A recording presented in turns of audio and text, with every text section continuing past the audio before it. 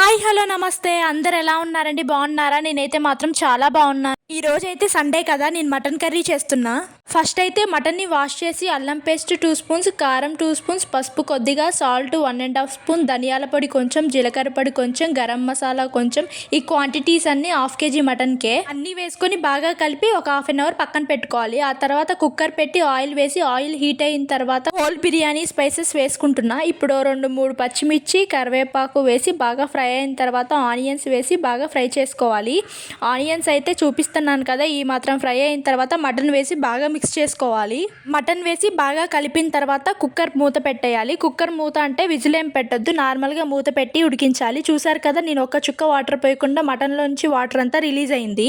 అయిన వాటర్ తోటే మటన్ అయితే ఒక 40% ఉడికించాలి ఆ వాటర్ అంతా ఇంకిపోయిన తర్వాత ముక్క మునిగేంత వరకు వాటర్ పెట్టేసి విజిల్ పెట్టేయడమే విజిల్ పెట్టేసిన తర్వాత సిమ్లోనే ఉంచి 5 to 7 విజిల్స్ వస్తే చాలు మటన్ కర్రీ అయితే రెడీ అయిపోతుంది ఒకసారి మూత తీసి చూద్దాం ఎలా వచ్చిందో చూసారు కదా ఎలా ఉడికిందో ఆ తర్వాత కొంచెం గరం మసాలా కరివేపాకు వేసి బాగా మిక్స్ చేసుకోవాలి ఈ వీడియో కనుక మీకు నచ్చినట్లయితే please do like share and subscribe to my channel bye friends